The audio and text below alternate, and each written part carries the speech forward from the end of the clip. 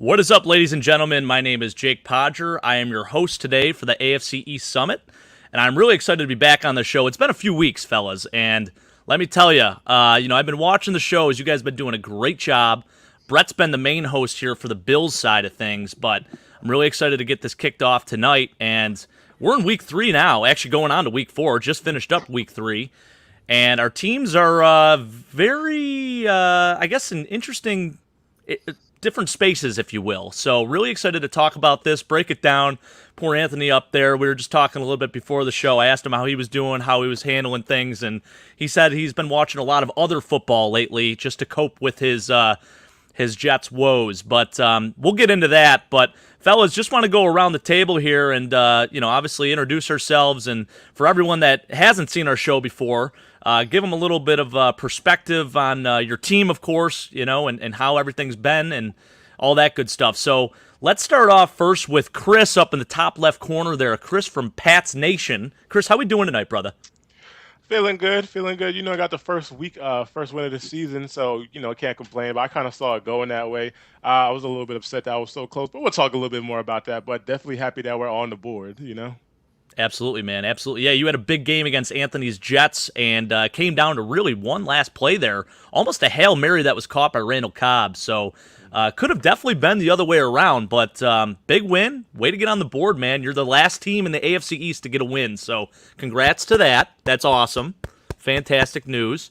I may as well just go right to Anthony now. Anthony, what's new, brother? How you been? I think last time I talked with you, it was right after the Bills lost to your Jets, and now we're in a totally different space, of course.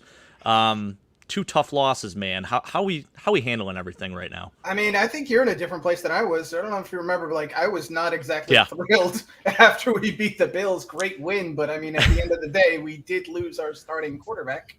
It's hard to win football games from here on out that way. I don't know. I'm in the acceptance part of grieving, I guess. Bargaining's long since gone. Denial. I don't think I even hit that spot. I think we went past through it. I'm in acceptance now. So we've got the defense is working great. The offense is almost non-existent. It's almost the opposite of what I was talking about, what you needed to do if this was your situation. You needed to be the Atlanta Falcons. You need to have a creative run game.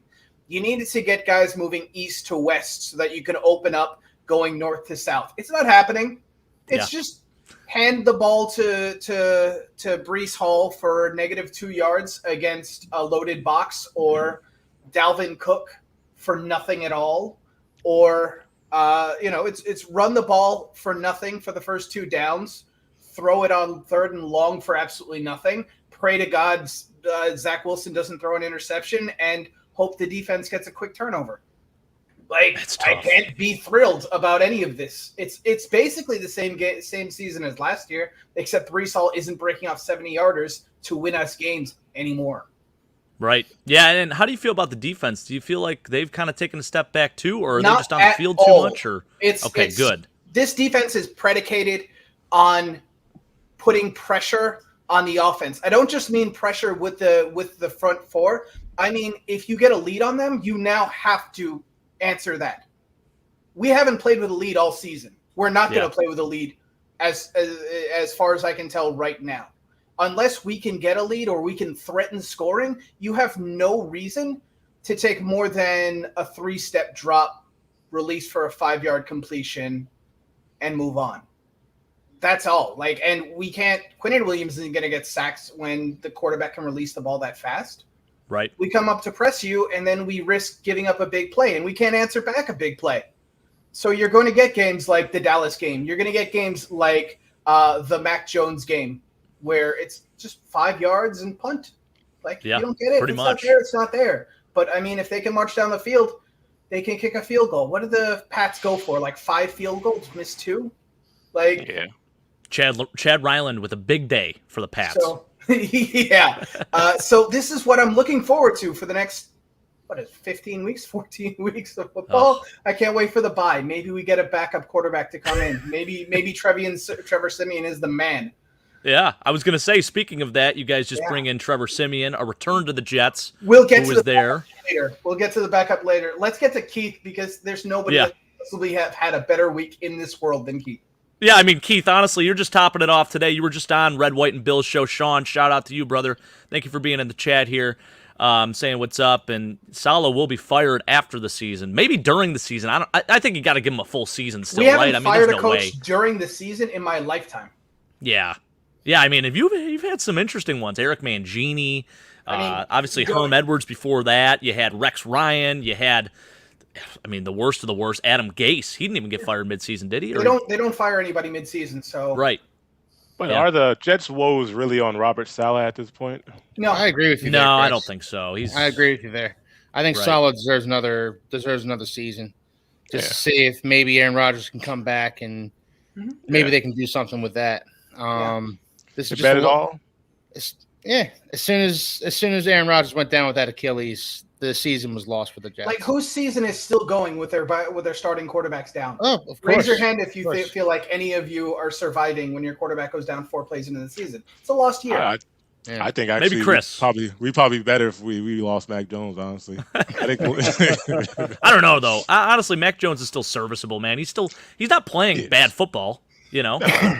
I think actually Bill O'Brien is helping him more than anything. He's playing great football. Yeah, he really is. He's got more passing yards than Josh Allen. I'll get into the stats a little bit later on, but some of the stuff he's doing is really impressive. Yeah, he's efficient. Yeah, absolutely. Well, going back to Keith. So Keith, first off, coming off a monster win, third most points ever scored in an NFL game, 70 points. I thought you guys were definitely gonna actually break the record, but Mike McDaniel was classy against his former team that he was a ball boy for. And, shoot, man, it could have been much worse than it actually was. Your backups put up, 24 points?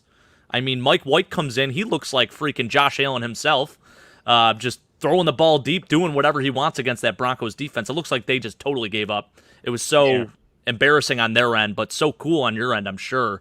You got to be so happy, brother. I mean, it's what a week for you. Yeah, it was a lot of fun. That game was a lot of fun to watch, Jake. I watched that with my new wife, and hey, congrats, brother! You got married? Thank you. Oh. Yeah, got married on Saturday. Yeah. Oh, that's awesome, man. Let's go. Yeah. So, watched that with my wife, and we had a heck of a time. We had a heck of a time watching that game, and to the Dolphins not breaking that record, it was a classy move on McDaniel's part. It showed class and restraint that honestly made me proud to be a Dolphins fan, if I'm being honest with you. And I haven't had many of those moments since 2000 at the very least. So I was happy to bask in that to see that the Dolphins had the chance to put themselves in the Hall of Fame. And in doing so, put the Broncos in the Hall of Shame, and chose not to do so. So it was a fun day. It was a fun day, but you know what? It's like Raheem Mostert said after the game. We're on to Buffalo now. We need to throw this one in the trash and move on to Buffalo because this is the big one. This game against the Bills this week. This is the big one. This is the one we've all been looking for. So forward to. Absolutely, man. And I've been saying it for weeks. I think the Dolphins are still and were the team to beat coming into this season. So, and I will obviously echo that now. I mean, it's never been more evident. I think your foot speed is extremely dangerous, and it does worry me. I'll tell you what, it's, I love our safety duo, but, as good as they are, they have looked a little old this year at times, and, you guys aren't getting any slower. That's for damn sure. And Devon Echan, by the way, that's how he wants his last name to be pronounced. Over 200 yards rushing. You had Raheem Mostert and him with both multiple touchdowns receiving and rushing. It was insane. It was like video game numbers. You guys put up 729 yards of offense or something like that? Yeah. Raheem Mostert and Devon Achane, 4 touchdowns each. Yeah. And Devon Achane, he started out the season 4th on the Dolphins depth chart behind Jeff Wilson Jr., Raheem Mostert, and Salvin Ahmed, so Jeff Wilson and Salvin Ahmed, they were both hurt in this game. That's the only reason why Devon Achane got the playing time that he got. and Crazy. man, did he earn himself some more. Yeah, he absolutely did, man. And I think, when you look at what they have now, they have a very, very good 1-2 punch and two of the fastest backs in the NFL.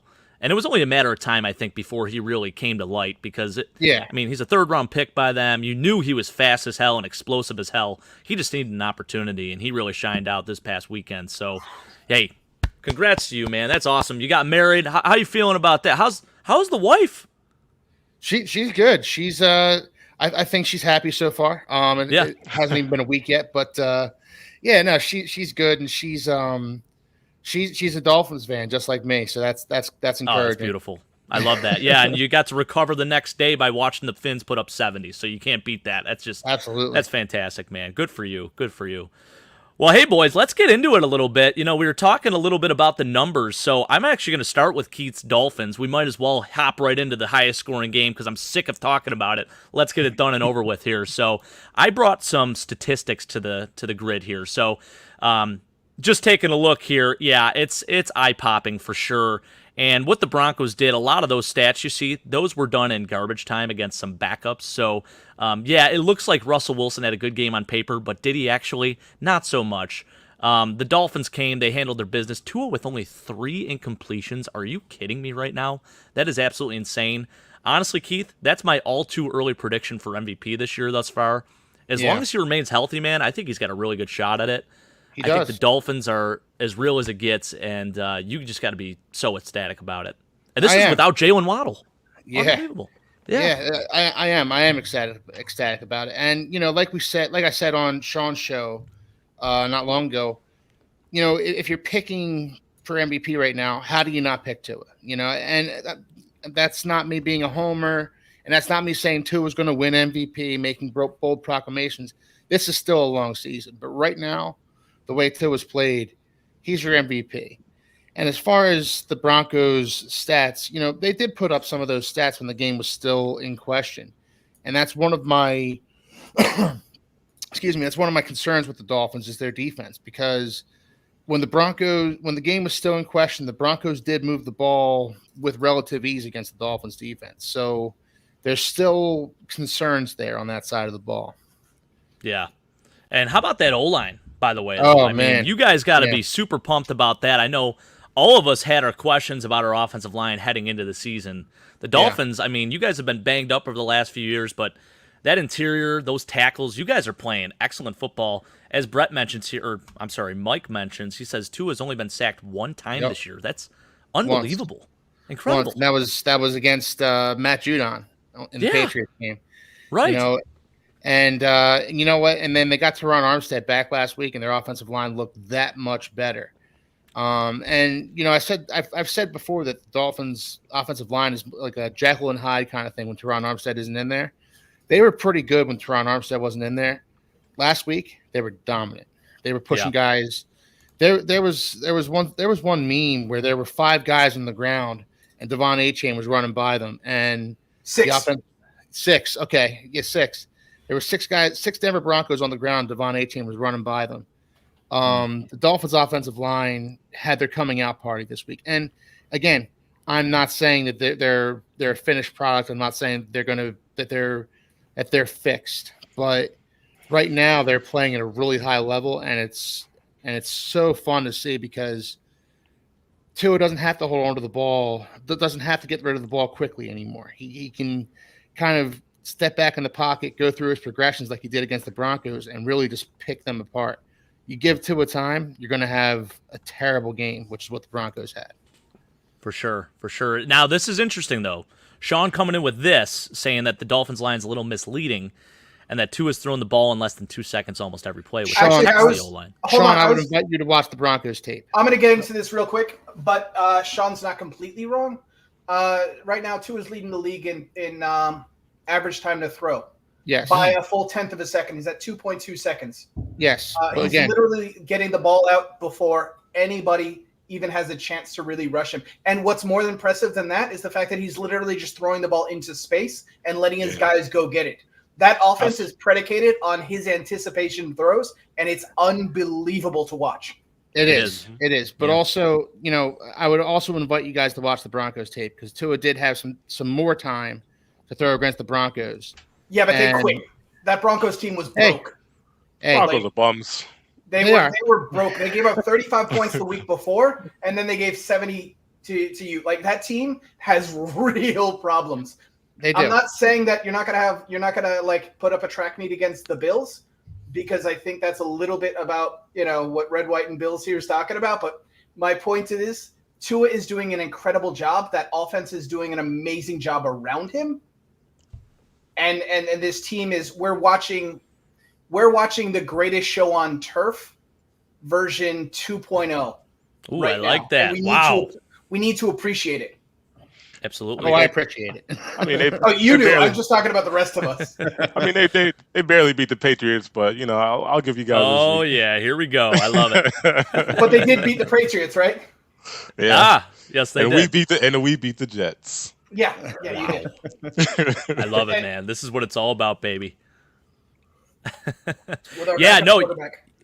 That's true. That is true. That is absolutely true. Is it a legitimate win? I mean, every win in the NFL is legitimate. Every win's a legitimate win, but we need to put some context. For sure. I mean, absolutely. If they're good enough to be an NFL quarterback, then they're good enough to play. They're there for a reason, right? If no matter how bad or how good they are, they're hey, second overall pick, Chris. Wait, that's your defense for the win? If they're there for a reason. Yep, that's fine. I'm not taking it away. But you beat our backup quarterback. If we played your backup quarterback, we'd have won too. You want to play backups on backups? Let's go. Oh, no, I like our backups. I think our backups were still better than Zach Wilson. Yeah, it Malik doesn't matter Cunningham? though. Your backup is not doing what. Yeah. Your backup is not doing what what's his name is doing. What Mac Jones is doing. That's not. Mac Jones was only 50% against us. You think Cunningham's hitting 50? No. I think so. I think you give that boy a chance, and I think he will.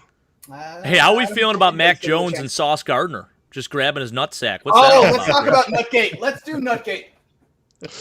I don't have an explanation for that one. I don't even see why. You already had the team by the nuts, so why would you go ahead and do that? Oh, there we go. Nice. I love it. Let's go back to the comments here, by the way. My dad coming in real hot, real early, saying, big game coming up for the Bills. Somehow got to switch the fish. Yeah, we're just talking about it, Dad. I mean, this might be the modern version of the greatest show on turf. I'm kind of with you a little bit there, Ant. Now, I don't know who Marshall Faulk is in this offense, but they got hella receivers. 2 or 3 of them, clearly. I guess so. Man. I mean, it's unbelievable. It's crazy. Yes. Yeah. Absolutely insane. McDaniels, his ability to scheme people open, the way he's running counter, the way he's running or outside zone, you can't predict on any given play who's going to get the ball. You see the defense literally just panicking on one play versus the next. That play that he was talking about, A-Chain, I watched that play from multiple angles, and yes, six Broncos were on the ground. 2 of them just fell. They literally just fell over. They had given up. I'm not denying that, Anthony. I'm not denying they had given up in that game, but still, it was nice to see Tua kind of be able to sit back in the pocket and go through his progressions, because that's kind of the quarterback that Tua wants to be. Mm-hmm. That's the kind of quarterback that every quarterback wants to be. Who am I kidding? But the get the ball out quick, Tua is certainly very capable of that, throwing with that kind of accuracy and anticipation. But when he's able to step back and just kind of scan the field, go through his progressions the way he was able to, so he doesn't have to. No, he doesn't. He's getting the ball out so fast he doesn't have to make progress. Not just that, he's also I think 3rd or 4th in the league in average depth of targets.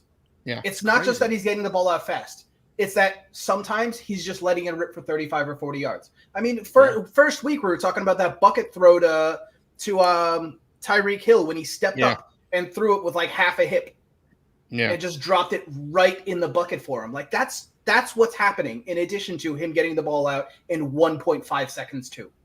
Unbelievable. The offense is unbelievable. Every first read is open, and when it's not, he's still hitting. Unbelievable. It is magnificent, to say the least. And what Tua's doing, he's like John Stockton out there. He's just a point guard. He's like, hey, you go over here, you're open. Boom. Easy. And his accuracy has always been good. Yeah. Now he's putting it all together, and it is really good to see. Mm-hmm. I'm happy for Tua, man. Like, this is an awesome moment for you, Keith.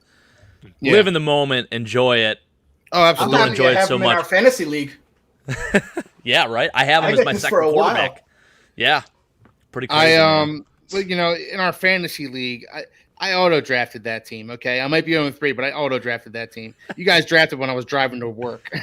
Oh, that is terrible. That is terrible. Your team name is like Victorious or something, though. Yeah, Victoria's Secret. Victoria's Secret. I should probably change it to the 2023 New York Jets or something. I don't know. You should.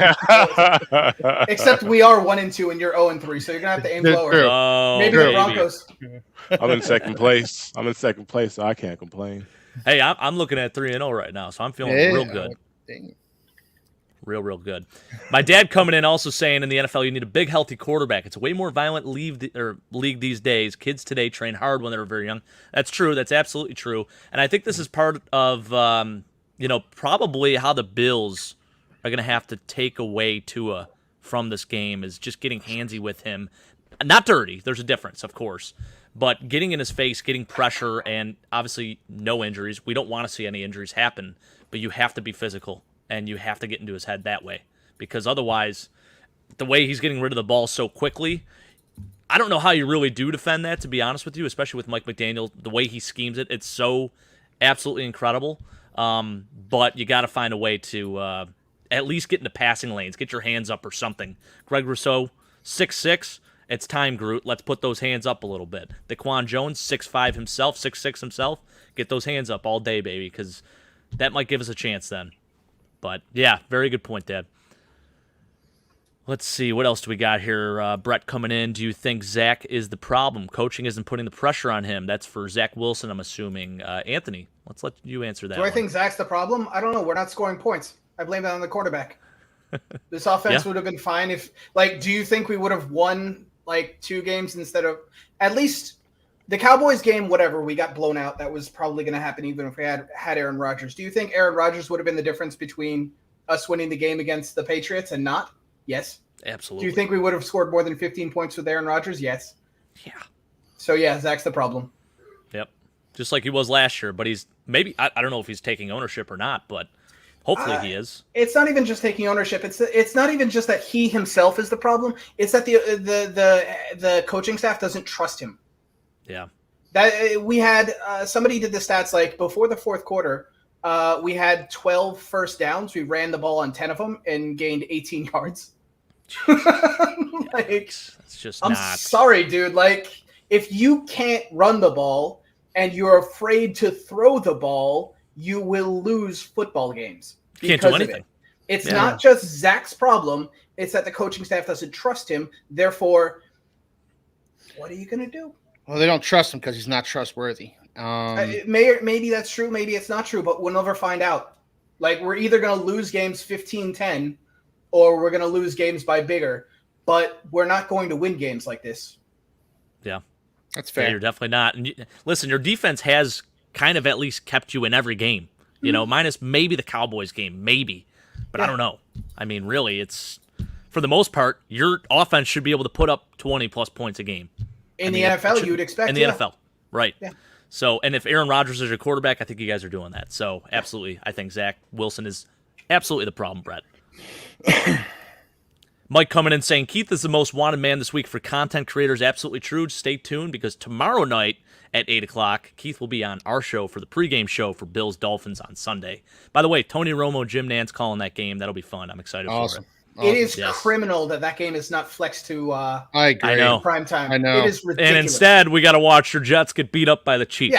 Yeah, nobody needs that. Nobody needs that in their lives. Can you get us out of prime time, please? How did the Giants keep getting primetime games? That's what I'm Again, they were in the about. playoffs last year. Yeah, they were in the playoffs And last year. they're a New York team. New York. Yep.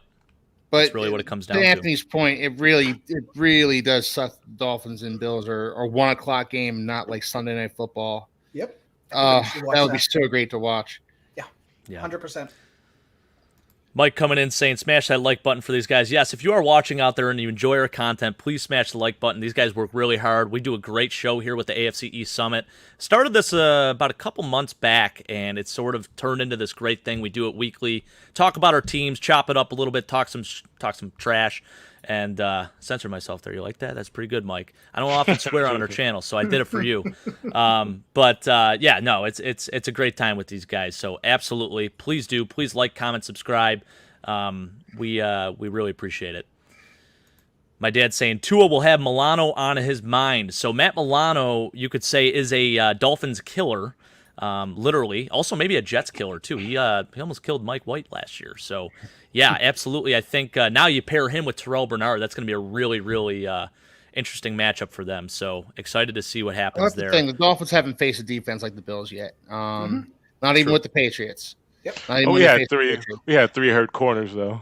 No, I'm with you, Chris. You know, the Dolphins haven't faced a defense like the Bills yet. So, and especially their front seven is so physical and so fast. It's, I sang the Dolphins offensive line's praises earlier on. This is their true test right here. This game, if they can pass this test, then I'm a believer. That's huge. We're coming off a pretty incredible performance, too. 9 sacks against the Washington Commanders, 4 interceptions, 1 fumble recovery, 5 total turnovers forced, and only allowing 3 points. So it is definitely going to be a test. I'm super pumped up for it, Keith. We'll talk a little bit more about that. I'm going to actually move on here to our game, speaking of that.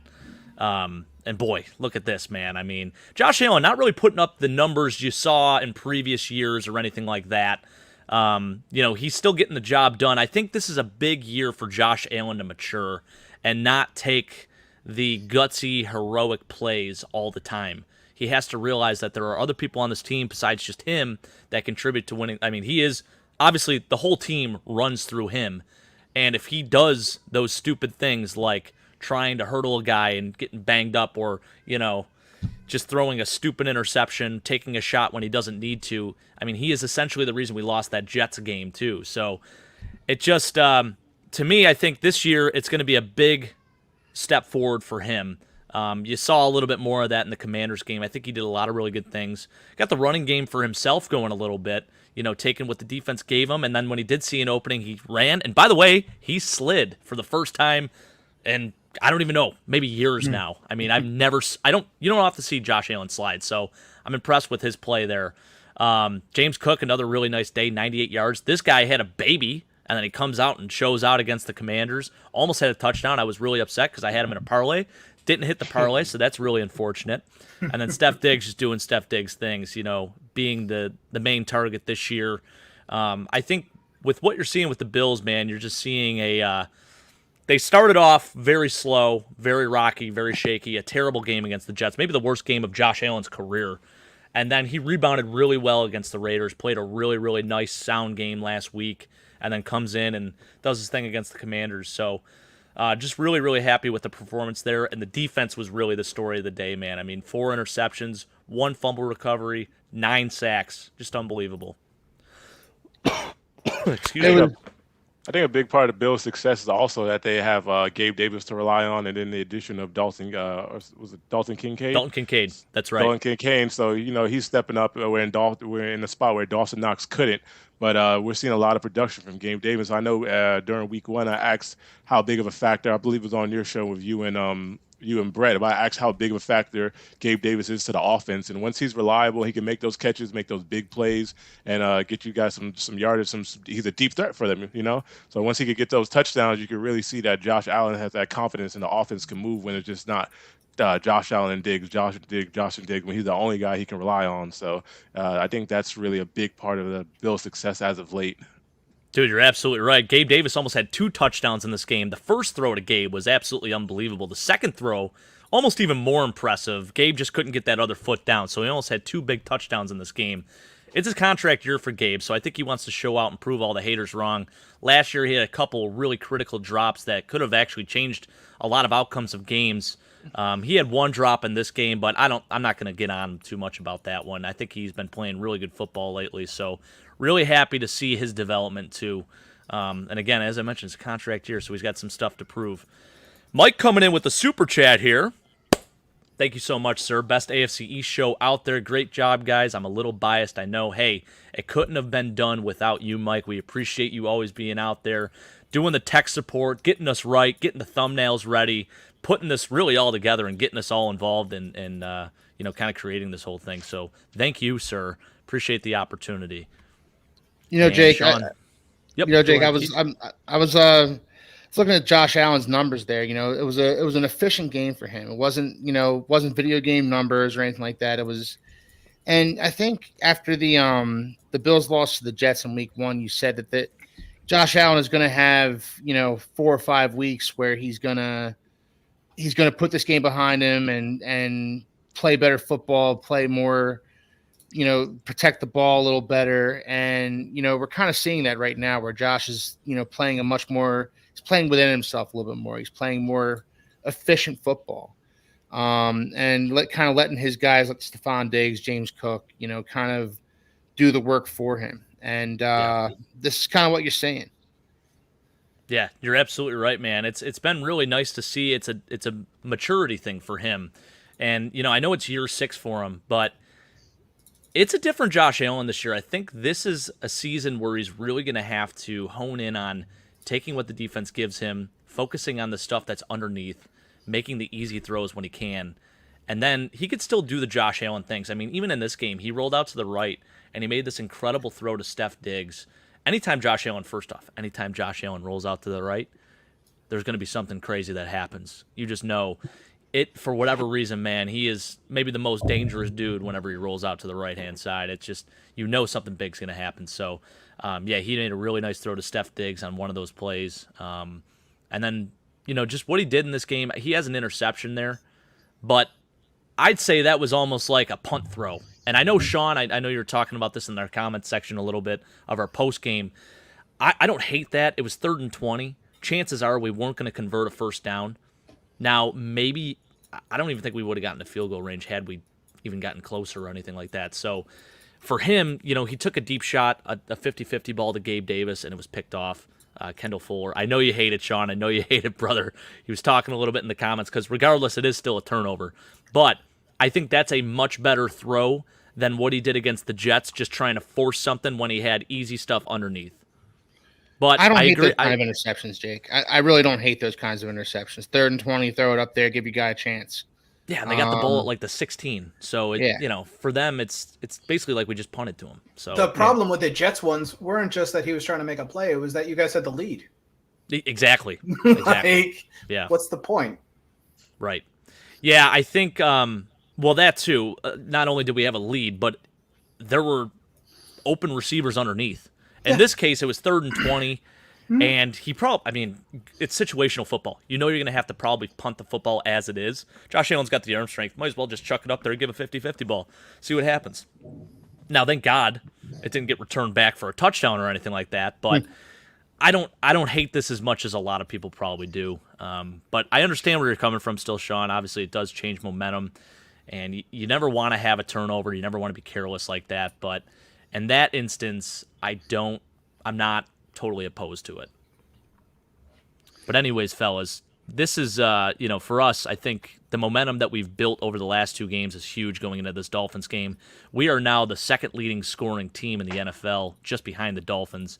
We put up 38 points against the Raiders, 37 points against this Commanders team. Probably could have been a lot more, actually, too, but kind of took the foot off the gas a little bit, put our backups in, and ran the clock. So just a beautiful victory, and I'm feeling great, just like Keith. But moving on to the matchup of the show here from last week, we had the New England Patriots and New York Jets battling at it. And, boys, I want to hear a little bit of intel from both sides here. I'm going to start with Chris, because, Chris, we haven't talked too much about your Pats team.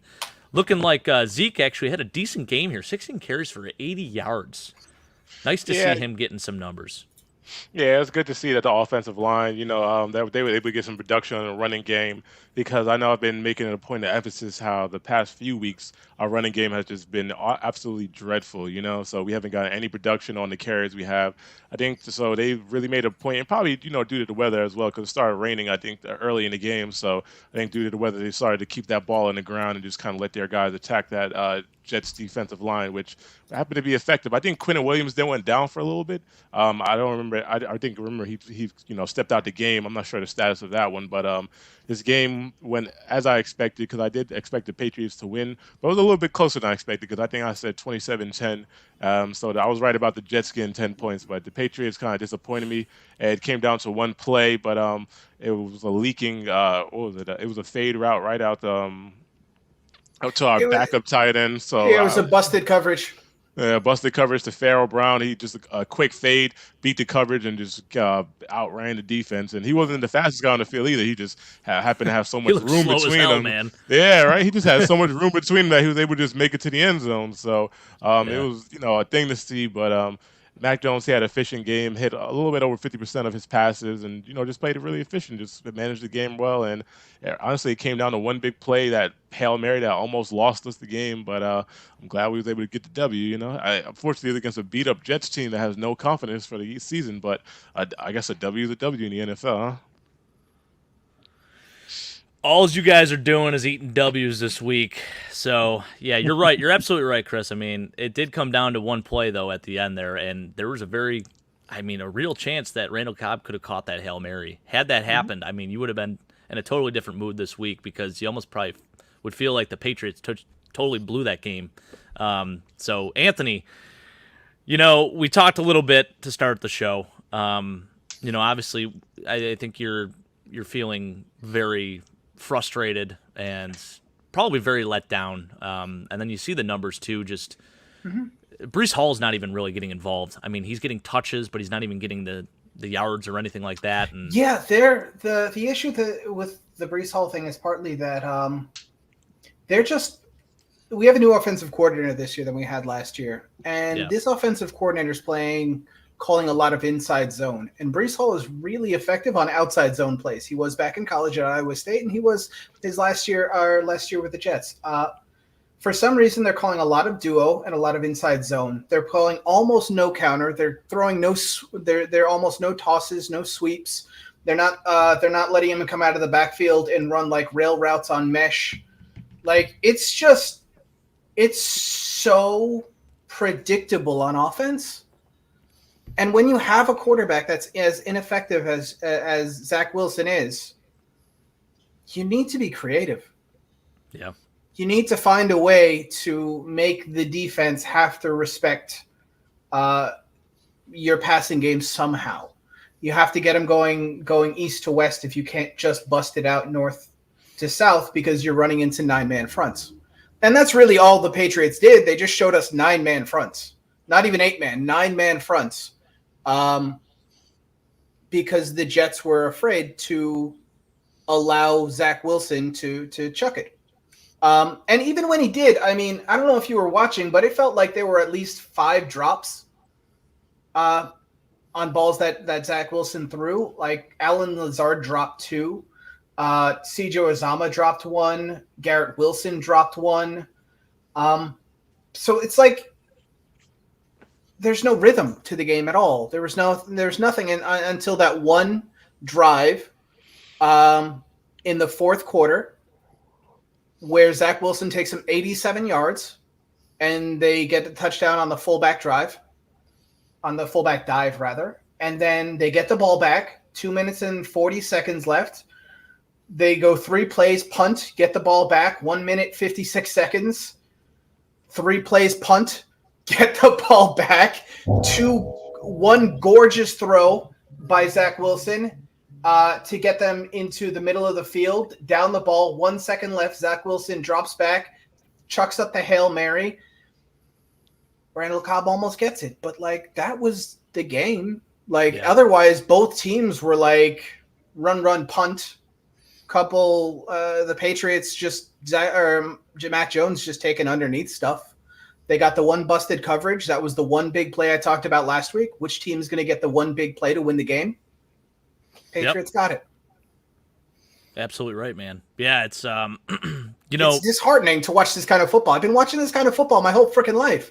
It's literally been since the last 2 years of Rex Ryan, where he decided that he was going to hide Mark Sanchez instead of getting any receivers, into Geno Smith had one decent rookie year and then got his jaw broken by our defensive end. Ryan Fitzpatrick, it's just been like Sam Darnold. Like they were terrified to Mark play. Sanchez. Mark Sanchez, I already discussed. He was fine his first 2 years when he had receivers. But like after that, when you could run the ball and establish the run, it was fine. But like it's been a series of defensive head coaches that are afraid of their young quarterbacks. Yeah. Like Todd Bowles was the same way with Sam Darnold. Yeah. Like, what are you going to do? It's just, and when you're playing scared football, scared money don't make money. Couldn't have said it better myself, man. Yeah, I can't even imagine. I can't imagine. We know a little bit about that. We finally got our guy. Mm-hmm. I mean, it took us a while to get there too. Yeah. And I think it was a similar situation where we were hiring these defensive-minded coaches, and again, it was like, I think just the switching up of coaching staffs and just being so conservative. It's a terrible cycle. It's terrible awful. cycle to get in. Awful. You get a new coach, he gets a new quarterback. Same thing winds up happening. Look at the bright side. Look at the bright side, Anthony. Maybe you guys will get Caleb Williams in the draft. That's hilarious, but we're not that bad. This is the same team that won 7 games last year. Yeah. Like we're going to beat the Patriots sometime this year. This year, the next time we play, it's going to be another 1-score game, and somebody's going to catch a Hail Mary, and that's going to be it. We're going to gut out 5 or 6 or 7 wins. We're going to be picking 9th or 10th in the draft again, and this is going to be the same place that we're at. Yeah. And will you be talking about the Jets being Super Bowl contenders when Aaron Rodgers comes back next year? That's the real question. It depends. Is he going to be able to walk? I don't know. Is he going to look good? I don't know. Like he's saying he might come back in January. I mean, if he can do it, he can do it. That would be fantastic, and we might be Super Bowl contenders again. But right now, like there isn't a backup in the world that's coming in and making us look like Super Bowl contenders. We might. It's hard in the NFL to be a top 15 quarterback. That's average quarterback play. 15th or 16th best quarterback. It's hard to be that. If you can get a backup that's better than top 32, that's great. Yeah. I don't think it's out there. But Anthony, I said it a lot in the offseason. I say it again. The Jets are still competent quarterback play away from being a team that nobody wants to see come December and January. But where's that competent quarterback coming from? Well, and that's the thing. And that's what we have to look at right now as far as the Jets are concerned. There are still guys out there, and I'm going to throw his name out there again, Carson Wentz. Carson Wentz is still out there. Carson Wentz has played MVP-level football in his past, and I know it was quite a few seasons ago, but I think Carson Wentz gives you a better shot to win right now than Zach Wilson does. I think a lot of people get us a better chance to win, but man, it's just depressing to think about. I know. I hear you. If Carson Wentz was a better than top 32 quarterback, I feel like he'd be in the NFL right now. I feel like somebody would have brought him. Andy Dalton. You saw what Andy Dalton made Carolina look like. Yeah. And Carolina had the first overall pick. Yep. He's in the league. Carson Wentz isn't. Yeah. I'm going to give you some names. Go ahead. Kirk Cousins. We're not. Carson His Wentz. cap hit's way too high. His cap hit is gigantic. We can't afford. And also, him. And that's a mess. That's a mess later on. Once Aaron Rodgers decides to come, I mean that's just probably a mess. This is Kirk's last year. Yeah. Like go ahead.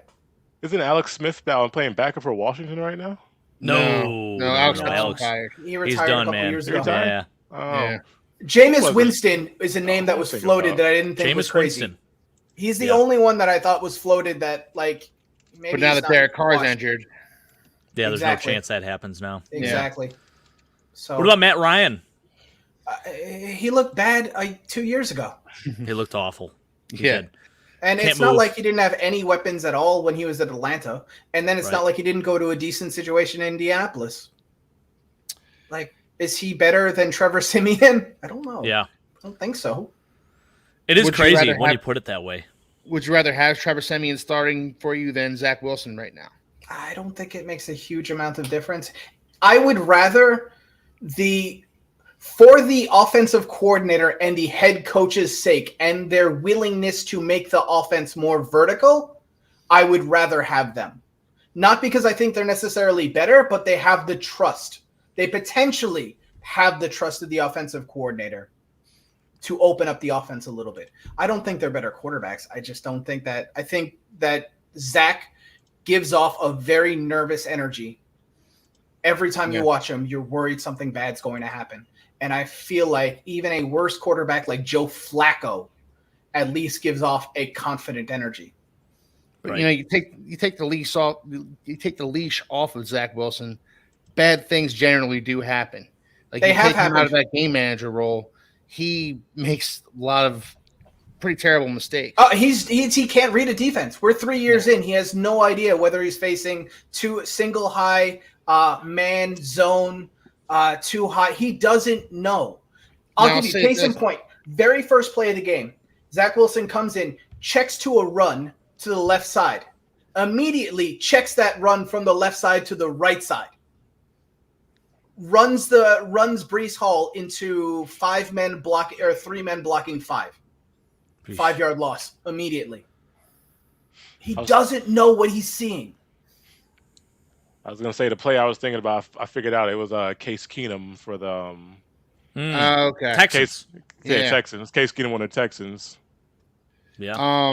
Now I'll say this. As far as Trevor Siemian goes, pretty sure he played under Nathaniel Hackett in the past. Did he? Didn't he? No, he didn't. I don't think so. No. Because Hackett was with Green Bay. Right. Where Trevor Siemian play last year? He was with Cincinnati, and then before that, he was with New Orleans, and he got some time there. Yes, all right. So he hasn't played under Hackett before. I don't think so. No. Yeah, I'm not. They were talking Chad Henne because he's played under Hackett when he was with. I'm a big Chad Henne guy, brother. No, I that's the thing. None of these guys are guys that you're like, oh, let's just go get him. Like, there's nobody. Yeah. There's no Kurt Warner isn't walking through that locker room, man. Like, yeah, you hate to say it, but I think you might be right on that, Anthony. There's a lot of names out there of guys like Matt Ryan, Phillip Rivers, but it's like, shoot, they're like 3 years removed from being a somewhat decent quarterback. Yeah. And I'll tell you what, 1 year out of the league is a lot. Yeah. Yeah. Chris was mentioning Cap before the show, and I'll tell you what, man. That dude's on a constant media tour. Every single time that somebody needs a quarterback, Colin Kaepernick calls up his agent and says, hey, put out this press release. I'm going to tell you, 4 years ago, Colin Kaepernick had a tryout with the NFL. Do you guys remember? We've seen it. And he didn't show up. He decided to do it at some random high school field in the middle of nowhere, and all the scouts he doesn't want to be back, across man. the country. He's making too much money with his endorsement deals with Nike and his Ben & Jerry's ice cream. That's fair. Change the world. Yeah. I think they're just going to actually end up getting Colin Kaepernick. That's my prediction. That's my dark horse prediction. that is crazy I don't know, out there. Put some money on Vegas. I'm positive you can find a sports book that's taking who's going to be the Jets quarterback, and you might get 5,001 odds on Kaepernick, and Here's might a better name. College on that. Cam Newton. What do you think? Cam Newton has again been the last time we saw him was in New England, and that was 2 years ago. Yeah. 3? Well, Carolina, actually. He did go to Carolina. Yeah. Did he go to Carolina? Did he start a game, though? He did. He started a couple. Started a game. And it wasn't pretty. Okay. He ran a touchdown in and, screamed at the camera, I'm back. Yeah. And that was I it. think the way that I was excited, man. I think the way they try to use Cam Newton in New England was just like a straight wildcat offense where he was just running constantly, just like a Derrick Henry almost, He doesn't really have an arm anymore, Chris. That's why they did that. His shoulder is shot. Yeah. It's bleak right now as a Jets fan, man. It's a bleak world. I'm going to start if we get to the bye and we haven't replaced Zach Wilson, I'll start draft coverage. Oh, that is brutal, man. Never a good sign when you're starting draft coverage. The tank for Caleb. Oh, boy. Well, shoot, man. Well, I hope things get better for you. I really do. Just for your sake, Anthony. Listen, I think you're a good guy, and you don't deserve this. This is supposed to be the year. And here we are at It's always next year, man. I'm a Jets fan. Yeah, you're used to it. You're used to it. But this It's is always next year. God, I mean, what a slap in the face. Just brutal, man. Cat for Life coming in. Welcome, Cat for Life. We appreciate you, man. I hope you join us as well tomorrow for our pregame show. We're going to be talking Bills, Dolphins. Keith will be on that one as well. So looking forward to chopping it up with him a little bit more. So absolutely. Mike saying Keith looking like a new man. Cool outfit. Married the love of his life. The Dolphins are killing it. Life can't get any better. Yeah, I mean, can it get any better? I don't know. I don't think so. Not right now. A Bills Great victory week for would. Keith. A great week for Keith, man. Yeah, maybe a top tier week of all time. Yeah, I anyone. think it's believable. It's Great. a historic week for Keith. Yeah, You ain't kidding, I'm man. on cloud 9 right now, guys. Gotta be honest with you. Yeah. Here's a good one. My dad asking, Keith and Cap for Life, how many points will the Finns put up? What's your prediction on the score? Give me an all too early score prediction, Keith. 32-29. Bills? Same score as the December Saturday game nighter? last year. Yeah. Except I don't know who's going to win, and I will. And you know what? I will save that prediction for tomorrow's show on Nickel City Mafia. I like that. I like it. Let's go 32-29 right now. It's Very going to nice. be. I think it's going to be a high scoring game. Okay. The Dolphins offense is too good, and the Dolphins defense isn't very good, so it's going to be a high scoring game either way. All right. I like it. Let's see here. Matt Ryan said he's not interested. Hey, I liked Matt Ryan on that broadcast. I think he did a really nice job actually last week. I was listening in. He's a natural. I think he belongs in the booth. He's tied up. He looks good out there.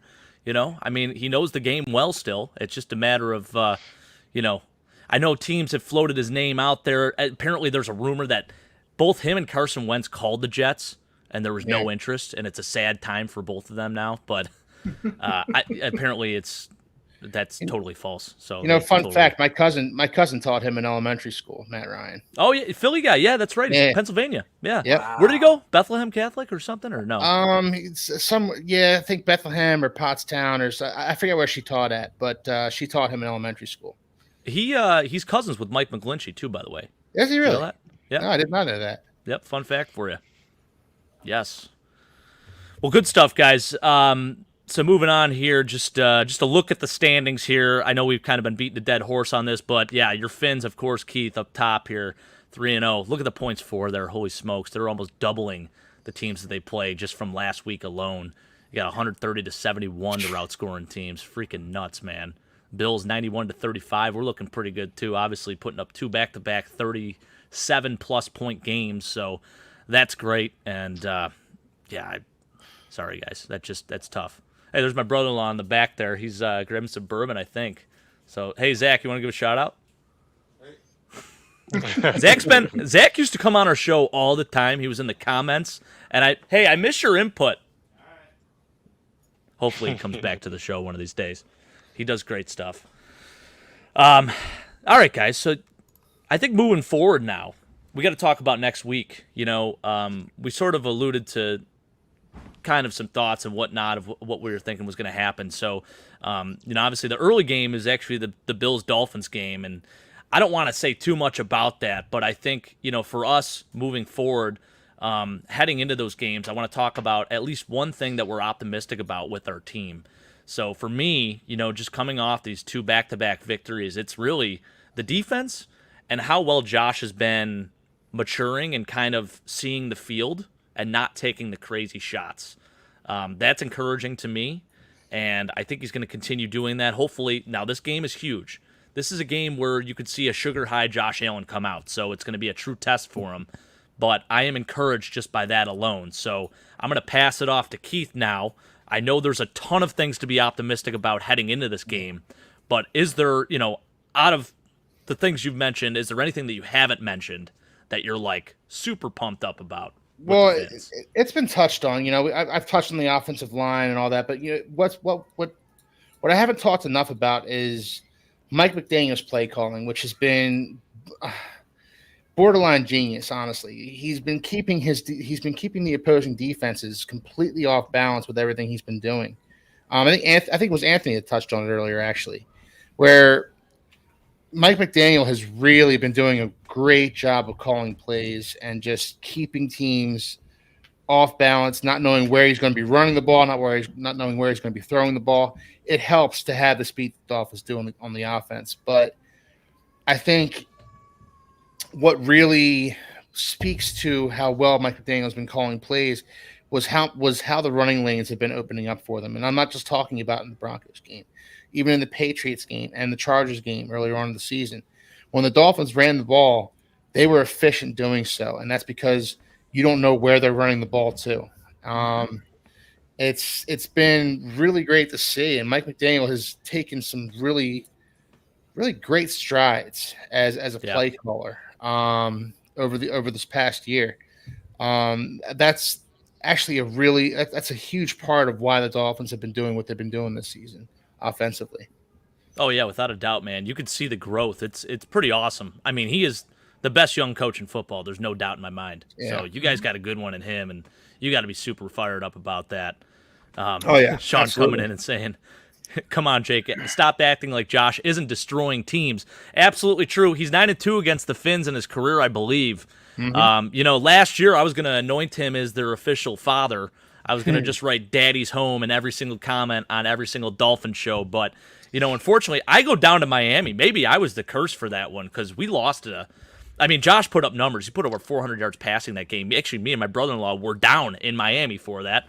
Hottest football game I've ever been a part of, but so many missed opportunities. And even so, I think no matter what, Josh is still going to put up numbers against this team. But yeah, it's going to be a close match. There's no doubt in my mind. I mean, it's going to be good. And I kind of want to bet the over, but my heart is saying to take the under in this one. I don't know, Keith. I think it's 53.5 it's set to. 53.5? I'd smash the over on that, honestly. You think so? Yeah. Yeah, I would smash the over. This is going to be, like I said, the Dolphins offense, they're firing on all cylinders right now, and the Dolphins defense hasn't been playing as well as a 3-0 record would suggest that they are. Yeah. Yeah, well, speak of the devil, here he is coming in. Need two tight ends running the seams to expose that secondary. Listen, I think with the Bills' two tight ends that they have right now, I don't know if there's a team out there that can cover both of them down the field. We haven't really taken a chance with that, and it's just because a lot of the teams we've been playing have been playing that bend, don't break defense.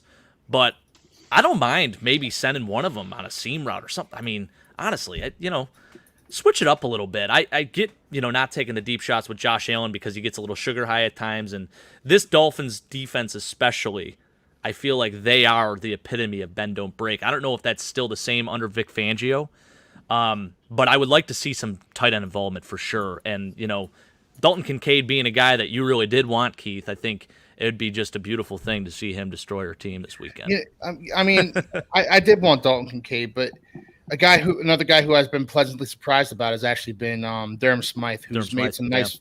He made some nice plays for the Dolphins, and what he gives them that Mike Gesicki did not give them is the blocking element. He's become a really good blocker for them. Mm-hmm. Which is why they held on to him and let Mike Gesicki walk to the Patriots.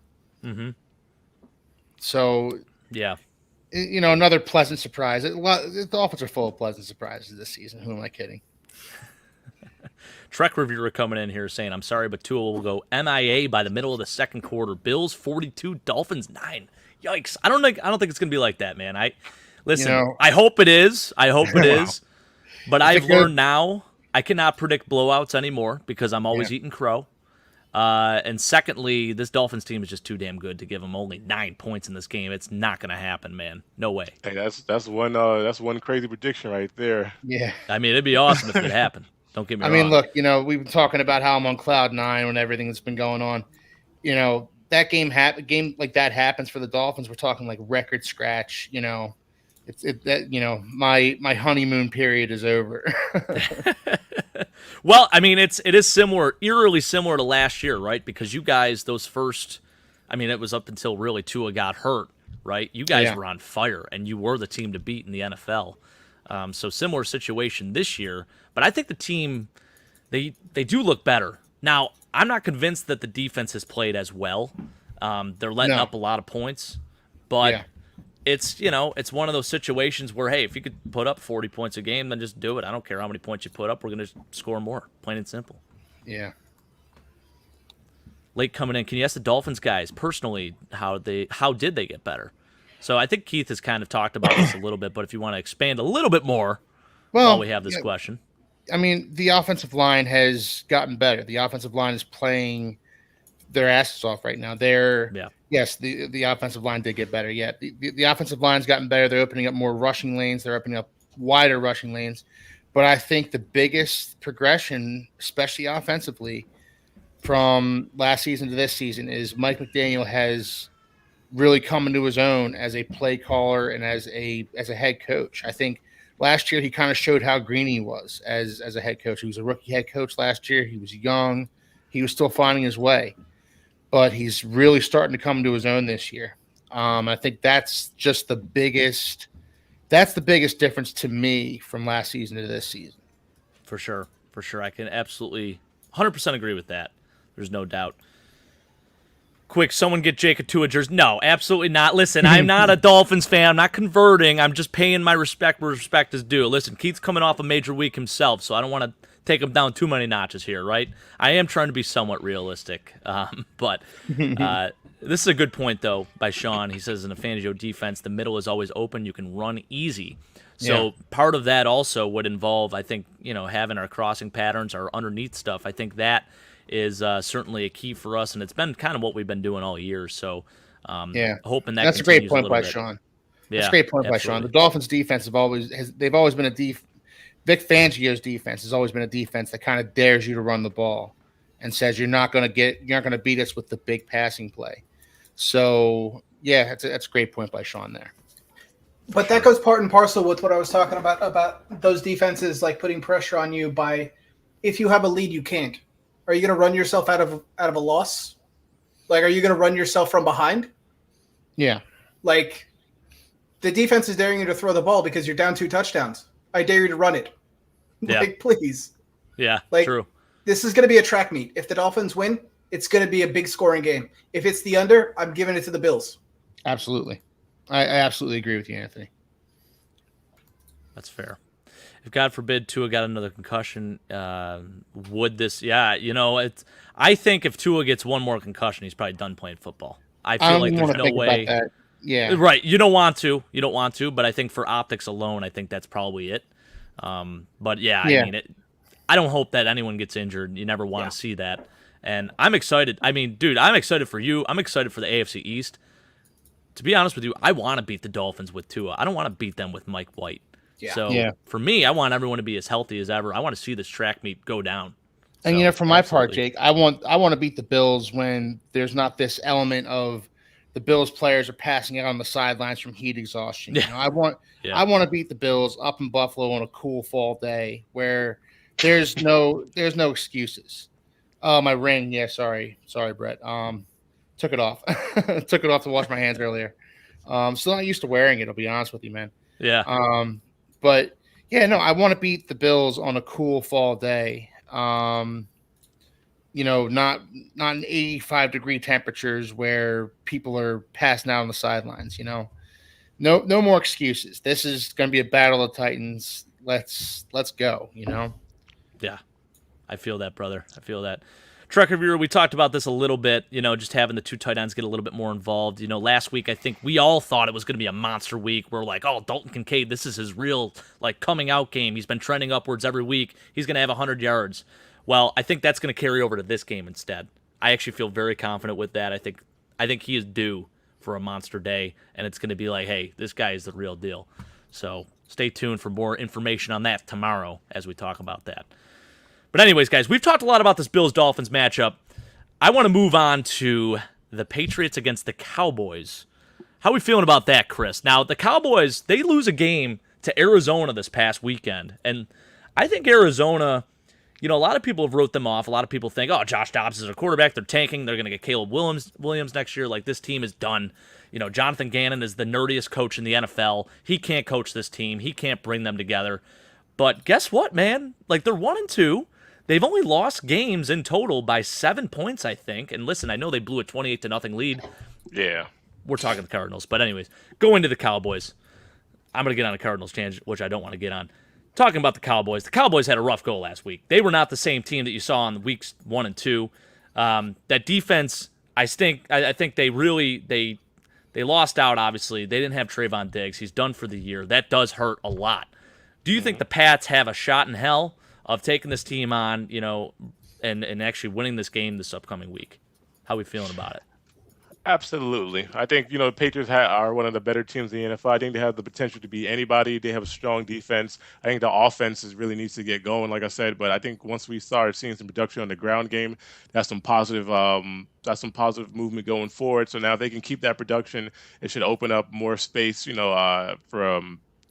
for Mac Jones to do his thing, because he's been really efficient during the first 3 games. He hasn't had too many turnovers. He's been throwing the ball well. He's been seeing it. He's been getting out of getting the passes off really quick. So I've liked what I'm seeing from Mac Jones. I just think, like I said, they need to work on their running game, and they need to get some production going early and get on the board early instead of letting it go into like late in the third or before they score. So I think the Cardinals really exposed the Cowboys, and that loss of Diggs was also a big loss on them. So, but I think that should open up the passing lanes for us. And if we could just get that ball out quick like it's been getting out all season, we should be able to beat the Cowboys. For sure. Dude, how fired up are you about Christian Gonzalez? Talking about stuff that you're optimistic about moving forward. This guy might have a run for defensive rookie of the year. Yes, thank you. There's a really good shot that he could, be at least in the running for that. I think he's played really good football over the last 3 weeks. Been limiting these receivers and been doing a hell of a job. So you got to be pretty fired up about that, no? I love Christian Gonzalez, man. They call him the silent assassin because they say he barely talks during the game. He just does what he goes out there and does what he's supposed to do. But Christian Gonzalez has been an absolute stud through the first few weeks. I think he had 6 and 7. He had 6 or 7 tackles through the first 2 games. This week he was a little bit quiet. He had 2 tackles and 1 assisted. But Christian Gonzalez he's locking down these guys. He played excellent defense on A.J. Brown, and then he held Tyreek Hill to 40 yards against the Dolphins. So yeah. He looks absolutely amazing this year, and I hope this continues. So and last week with Garrett Wilson, same deal. I mean, didn't do a whole lot. Now, quarterback play. Yeah, Zach. I'll put that one mostly on Zach Wilson, but at the same time, I think he didn't have that confidence, and I think if he watched the tape, then he's also seeing what Christian Gonzalez is doing, so that's why he's probably didn't throw in his direction, which is why he only had 3 tackles that game. But I think it's going to continue. Dak Prescott, I think he's going to make a lot of mistakes trying to trust too much in CeeDee Lamb, and I think Christian Gonzalez is going to expose him. Okay. I think it's gonna be a W for the Patriots, of course. But I love that. Chris I'm will biased. never predict a loss for that Pats team, and Never. I freaking love it, man. You own it. That's your team. You will ride and die with them, and it's always a win every week. I think it's a matter of how they win, not if they'll win. So I appreciate you kind of breaking that down for me. Now you mentioned Demario Douglas, rookie receiver, 5'9", like a $190. Kid looks pretty good. You think he's going to end up being something in this league? 6th-round pick for them, by the way. I definitely think he's going to be. I definitely think he's going to be probably our go-to receiver later on. We're not really seeing the production that we want from Juju. Devontae Parker, I don't think he's going to be that guy for us. I think it's going to come to one of our younger players, whether it's Tyquan Thornton if he remains healthy, or Demario Douglas. And the funny thing, I was looking up some of the college highlights and just Demario Douglas. They have him as a 4. They have him as a 4.4 speed for his 40-yard dash, but he actually runs a 4.2. So they broke it down, and if you check it out on YouTube, it's pretty crazy how he runs a 4.2, and when he hit that mark, the clock actually went a couple of seconds, and they robbed him of his real 40-yard speed. So I think Demario Douglas is going to be the guy for us moving forward. They've already set up some big plays for us. We've seen a couple flashes of excellence from him. I think he just got to put it together and gain that confidence, and he has to build that chemistry with Mac Jones, and he'll be that guy. Anyone wearing that 8-1 for the New England Patriots better be a dog, and I think he is. I think he's got a really good shot in this league. I love what I'm seeing from the kid. So Chris, you got to be fired up. Chris, if he runs a 4.2 official, you're not getting him in the 6th round. There's no way. I'm telling you. Look, I will send you the video in the Discord Hey, it's later. game speed. There's a difference between game speed and 40-yard dash time. I'm not refuting, but I'm not refuting what you're saying about the 4.2. But if that's an official time instead of the 4.4. That's the thing. It's non-official time. They didn't clock him in time and gave him 4.4. But I'm gonna send you the video, and you'll be like, okay, I see what you're talking about. But that's what I'm saying. If he gets a 4.2 and that's an official time, the Patriots nobody's getting him in the 6th round. He's a 3rd or 4th round pick. He moves up 2 rounds easily. Yeah. If his official time's a 4.2, so you guys got lucky there. That's all I'm saying. Very absolutely. Official time here, it looks like 4:38 electronic. So, I mean, if you're talking hand time, that Still is pretty probably damn 4:2 good. hand time. Yeah, unbelievable.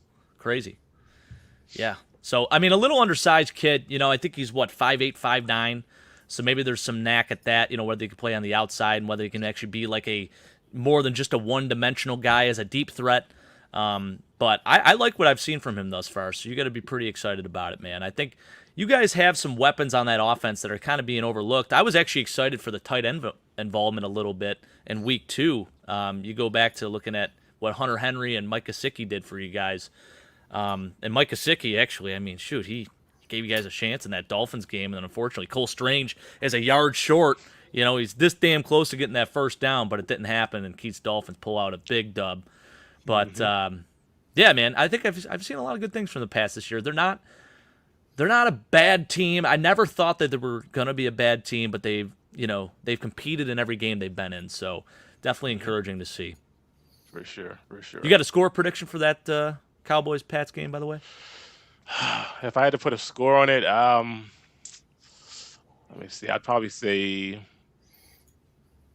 23-17 Patriots. Okay. I like that. I like it, man. All right. Let's roll with that. We're going to hold you to it. No, the next week it's going to be interesting to see what really happens here. So Listen, I think I'm a little bit better at predicting the Patriots score, the opponent's score than the Patriots score, because I did call the Jets scoring 10 points this week, but I had the Patriots at 27, so I was right there. I'm getting half of them. I'm 50% right now. Yeah, you're not bad.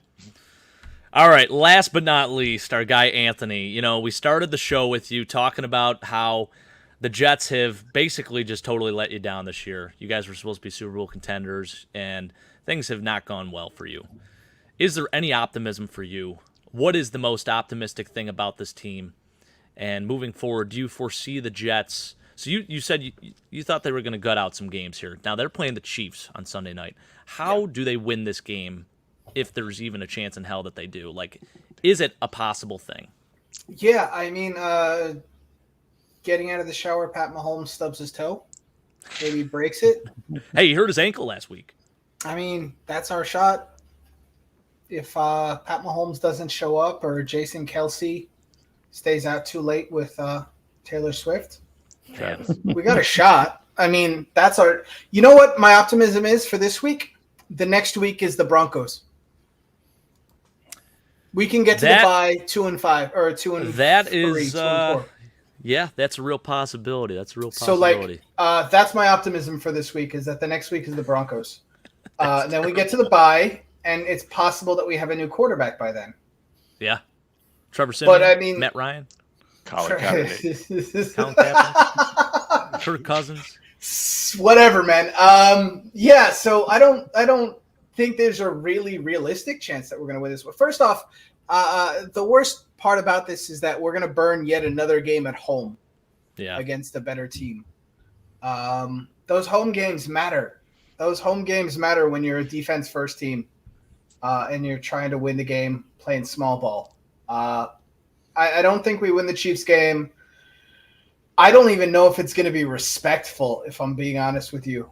I could see this game getting out of hand, like the Dallas game. We just fall behind, and then something bad happens with Zach. Quentin Jefferson, he's been playing pretty good ball too, by the way. Yeah, Quentin Jefferson's been fantastic. 2 sacks, both of them in the Bills game. Yeah, actually, he's been good. Bryce Huff's been fantastic. Obviously, Quinnen, it was great. You correctly called it, Chris. Quinnen did go out. It was only for like 6 or 7 snaps, though. I think he was back by the next drive. The linebacker play from Quincy Williams, Quinnen's older brother, has been fantastic. Both cornerbacks are top 10 quarters in the NFL right now. Safety play has been decent. Obviously, the 3 picks from Whitehead in the first game. So, the team is largely functional. The new version of the offensive line. Go Tippmann. Holy crap. Baby. Joe Tippmann was absolutely outstanding. Mm-hmm. Elijah Vera Tucker moved to right tackle, was absolutely outstanding. Mekhi Becton is holding up decently at left tackle. He's not a world beater, but like he's still making his way back. He's doing his thing. He's playing average level tackle, which is like way better than like a lot of people expected. Laken Tomlinson is the biggest waste of money that we have currently. And McGovern's been fine. McGovern's been an average center, which is like all I ever expected he would be. So like the team's fine. It's the quarterback play. And we're about to play the team that's the reigning Super Bowl champions that doesn't seem to be slowing down at all. So, I don't think we're taking this one. We have the Broncos the week after that. We get to the bye. We have 2 wins. We'll see what happens at quarterback play after that. I'm not going to be here for next week because I'm moving to Chicago, back home. But I'll be back by the bye. And at least we'll have a win. At least you won't get chirped by Bears fans. You know, they can't chirp. No. You talk about disarray. You want to talk about desperation? You want to talk about sadness? They're talking about starting their Division II undrafted free agent rookie Tyson Bagent, baby. Dude, I hope he gets a shot from Shepard. Are you kidding me? Not just that. I mean, you know who his daddy is, right? No, actually, I don't. His dad was at one point ranked the top 10 in the world arm wrestler. Are you serious? Yeah, absolutely. Wow. Absolutely. No way. I'm usually good with this stuff. That's tough. I got to do some push-ups. Absolutely. And he's a great on the mic too. You should really? Definitely look him up. Yeah. We might have to get him on the show. His name is Travis Bagent. Travis Bagent. Travis Bagent. The man can talk. Wow. Hell yeah. All right, Travis Bagent. Mm-hmm. Well, little sneak peek there, fellas, at the leaders for our teams there, by the way. I meant to pull that up earlier, but how about Mac Jones? Look down here. More passing yards than Josh Allen this year thus far. Pretty crazy, Chris. You got to be feeling pretty good about that. Rushing yards, nothing too crazy. James Cook is actually third in the NFL in his rushing yards right now, which is pretty awesome. You look at the receiving stats, no real surprises there for our leaders of those categories. And then, defense rounding out. Jordan Whitehead with 3 picks in that first game, still leading the team with those 3 interceptions. I think he's the only one with an interception on the team. I think he's still leading the NFL. Leading the NFL as well. Has 3 picks. Yeah. Oh, boy, listen to this one. The Jets will trade for Justin Fields. I mean, what? Zach Wilson straight up? Which one looks worse? Yeah, right?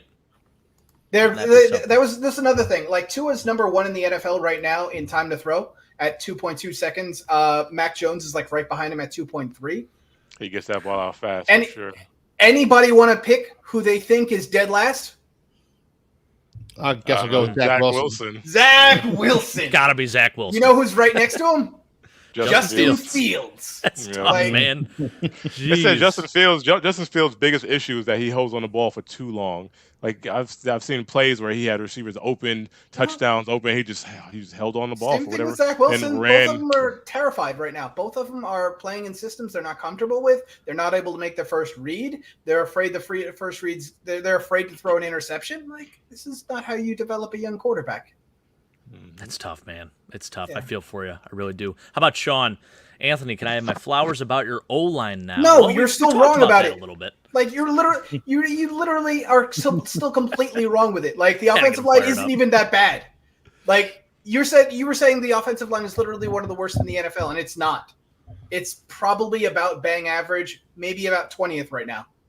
Yeah, I don't think it's that bad. It's Laken Tomlinson, like you said, is not playing at the same level that he used to play at. No. Connor McGovern is solid. You guys have Joe Tittman. I like Joe Tittman. Excellent for his first game, like starting at right guard. Absolutely stud. Absolute good, stud. Man. ADT, absolute stud. Like, our Mackay offensive line is not the problem. He's been fine. He's been fine. Not amazing, but he's been fine. I'll go as far as to say I think every AFC East offensive line this year has not been bad. Yeah, it's overperformed. I mean, overperformed what expectations were. We were all, especially you, me, and Anthony, Jake. We were all talking about how our offensive lines were the weak parts of our teams. And you know what? Like, all 3 of us through 3 games, I don't think that's the case anymore for any of our teams. There are other weaknesses to deal with, to talk about, but offensive line isn't one of them. No, absolutely not. I mean, really, we talked about your team, Keith. 1 sack allowed on Tua. My team, we've been looking great. We got a gem in Osiris Torrance. Anthony, I think you guys got a dog in Joe Tittman. I love that. And then, Chris, listen, Cole Strange ain't that bad, huh? It's not that bad. Anywhere's number 69. Nice. Freaking love it. Yeah. Not bad. Not bad. So I think we all should be pretty proud of that. You know, I think our O-lines have been very good this year. So, no, I won't say very good, but definitely above average and well above expectations. Absolutely. So, let's see here. We got some more stuff to catch up on here in the chat. Nate Peterman over Zach Wilson. Wow. Maybe. I don't know, man. He's saying he predicts a fourth for Andy Dalton. By the way, Mad Chatter, thank you so much. They won't. There's literally no chance we get Andy Dalton because he's starting right now. Yeah, it can't happen now. Like, it's not happening. That's why we're not getting Jameis. Like, it's not. We're not. It's not really. I was like, all right, go ahead, Anthony. My bad. No. There's nobody coming out. There's all the good backups are all like taken. EJ Manuel. Oh my God. I mean, if I was the Jets organization right now, I would really go for Case Keenum. Honestly, he's playing backup. CJ Stroud's looking great. I don't think he's going to get a start over CJ Stroud or even who's the other guy that they had starting last season? I can't remember his name. Davis Mills. Davis Mills. Longest neck in the world. Yeah, Mills. So I would definitely. Yeah. Yeah, I would definitely go for a Case Keenum. I think that'd be their best bet. I think they're just going to roll the dice with Trevor Siemian. I don't think there's a difference between Case Keenum and Trevor Siemian. No, there's not. Like, not it's not going to make a huge difference. Right.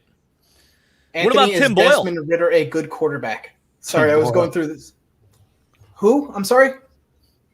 Tim Boyle. He's your current backup. Tim Boyle. I think if Tim Boyle were a guy that could start, they would have started him. Yeah, that's fair.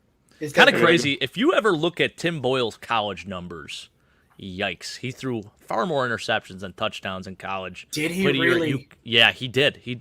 And it's crazy. He started games in the NFL for the Lions and the Packers, I believe, too. So, I mean, I think for him, he was in a tough situation in college, so I'm not going to put all of that on him. But if you ever have a chance, take a look at his college stats. It's kind of mind-blowing, to be honest. Yeah. Desmond Ridder, is he a good quarterback? No. He's a system guy. I think it's really no different than Marcus Mariota. Desmond Ridder is literally ranked right now 33rd best quarterback in the NFL, right in front, right behind Zach Wilson, who's 32nd. Man, so top 20th? I don't know about that. I've watched all their games. I live in Atlanta. I've seen the Falcons games. They've been trying to hide him all year. It's depressing. Rise up. Yeah. It's depressing. Looks like the only hope you guys have now is Colin Kaepernick. Oh, God. You keep banging that drum. He's still trying to make the cap thing happen. Cap ain't happening, man. Cap ain't happening. He doesn't want to be back. He doesn't want to be. Why would you? Why would you want to get hit for a minimum contract when you're making as much money as you are from Nike endorsements? He's got brand money, man. I think for him, it wouldn't make sense. Every time a quarterback goes down, like his numbers go up. He starts trending on Twitter. Like every preseason, his name starts trending on Twitter, and that's his way to cash in. But like, that's what this is. That's true. Panthers are also tire fire, and Bryce could become not hurt for a third, I bet. I don't know. Better off with Matt Corral, I think. Yeah, honestly. Speaking of Matt Corral, he just signed with. Did you guys find him? How about that? Yeah, he disappeared from the team, didn't he? Did you guys ever find him? Oh yeah, that's right, he did. Yeah. What the hell's going on with that situation? I have no idea. There's another guy too, Sergio Brown. You guys hear about Sergio Brown too, the safety? Yeah, I did hear about that. No. Supposedly, might be involved with the murder of his own mother. Yeah. And he's missing. He actually played for the Bills for a hot second, so that's tough to see. But tough to see in general, but hate seeing news like that. And apparently he's missing as well, so not sure what the update is. AJ McCarron actually just signed with the Bengals. I was going to say that. He just signed. He did. Well, maybe Jess can get someone like Johnny Manziel, Tim Tebow, Tannehill, Johnny Manziel. This is tough. I feel like we've spent about 45 minutes of this show just talking about the next quarterback for the Jets. Because we're literally we're sitting here just tossing darts against the wall. Like nobody's coming out of the woodwork. Like we could be in a Jets boardroom right now. That's I wonder what Joe Montana's quarterback pick. Yeah, right. Like Steve Young. He's a Mormon. He can come and straighten out Zach. That's tough. They both went to BYU. Yep. Anthony, so you got a score prediction for me for Sunday night? No. No? Okay, he's not going to even go I don't want to there. think about it. Not Well, hey, interested. we'll revisit. We'll revisit, man. We'll revisit next week. And 7:34. 7:34? Yeah. All right. I don't know. I don't think we're it's going to be, I don't know, man. Like, are we going to score 7? I don't know. Maybe garbage time? No, because they're not even going to let Zach throw in garbage time. If I don't know, man. Like, that defense is legit. Like, have you seen what the Chiefs have been doing? We consider them to be like a score first Pat Mahomes team. That defense is clamping people. That defensive line is dangerous. They are savages up front. Like, Leo Chenal all of a sudden is like blitzing. Like, that team is a bunch of absolute George Karlaftis, Chris Jones. Dog. Yeah. I mean, they beat the crap out of Justin Fields last week. Like, that team is scary. Right. Who's This is scarier, the first Taylor team in a Swift long or the time Chiefs? that I didn't want to have to mention it, but I feel like I have to all now. the Swifties coming out. Crazy. That's all they've been talking about. It's kind of crazy. I'm getting a little annoyed with it, but I think, I listened to McAfee today, and McAfee says it's a great thing for the NFL because guess what? Travis Kelce jerseys have skyrocketed by 400%. So now we're getting more people watching the NFL, watching the greatest game on earth. So I think it is a beautiful thing in a way. And it's a good team. If you're going to be a fan of a team, the Chiefs, I mean, shoot, I wish it was the Bills, but, anyways. Let's go back here. Sean's saying the Jets O-line is good, wrong. He's saying that he's top. Oh, the Jets O-line, he's saying is top or 20th ranked O-line, so it's not a good O-line. Sean, I know you're going to keep beating this point till you're blue in the face. Just let it listen, go. I love it. I love it. Hey, you stay true on that, brother. Alex Magoo over Zach Wilson. Hey, Alex Magoo, USFL kid. Kind of like what he did for the, Birmingham Stallions, I want to say. Do you watch USL football, man? I don't know. I do. Yeah, it's a problem. It's a problem. Yeah. That's only when My poor football, wife. when there's no football. Yeah. It never Even ends in this house. It never ends. Taylor Swift possessed by Satan. Oh, baby. Maybe. Hey, listen, I've gone down a few rabbit holes, Mad Chatter. We could talk on the side about this one. There's a lot of things out, a lot of rumors, a lot of people putting stuff out there, about the deep state and all that other bullshit. But we'll talk on the side about it. I love it. I live for a good conspiracy theory, so I'm all about it, man. Sean, you're not going to let it go. Listen, we love you, man. We freaking love you. I think, now I'll say this. Out of all of our offensive lines, I'm going to say the Bills is the best out of all 4 of ours. I'm going to put that out there. I think thus far this year, and listen, I know the Dolphins, they've definitely overperformed, only allowing 1 sack on Tua this year. But I think with what the Bills have done, I think looking on paper as well, we're right there, man. I think this week is going to tell us a lot about both of our teams, Jake. Yeah. I'll just say that. A lot of questions are going to be answered this week about both the Dolphins and the Bills. And I don't know that either of us – I don't know who's going to like the answers to our questions. That's a debate for a different time. But either way, there's going to be – this is going to be really a really eye-opening game. Oh, yeah. Yeah, it's going to be fun, man. I'm excited to chop it up a little bit tomorrow. But, absolutely. Fellas, we've been going for about an hour and a half here, so I'm gonna cut us off right now. I appreciate you all joining tonight. Listen, I know eventually you Anthony, you have a channel, right? You're on YouTube? You have another channel? Or? Not really. I am on YouTube. I was doing some draft stuff. Soon, I guess I'll be doing more draft stuff.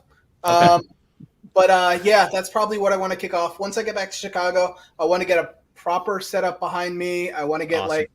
Good lighting, and I want to actually start delving into, honestly, it's probably going to be draft stuff. I'll do some more stuff, but it's hard to watch. I'll probably do more open NFL stuff than I will Jet stuff. I love the Jets, but it's just heartburking. It's so, tough, I watch man. a lot of football just to get my eyes around. Probably do some stuff on McDaniel. Probably talk a little bit about some of the cool stuff going on right now with the Rams. And then we'll see. I like it, man. That's good stuff. Chris, can we find you anywhere on social media? You're not on social media or anything, are you? I am. I have they're just really not doing anything on it. Gotcha. Okay. All right. Well, you're on this show. So, again, guys, I appreciate you both joining. Keith, you're going to round us off here. You will be on tomorrow's show with us talking I will. Dolphins Bills. You got any final thoughts to give us? No, I'll save whatever thoughts I have left for you and Mike tomorrow night. But it's been real good mixing it up with you guys, Anthony. It's been real good watching the Jets fans see who's going to be their next quarterback. You know, I've been doing this for the past 20 years. The more things change, the more things stay the same, right?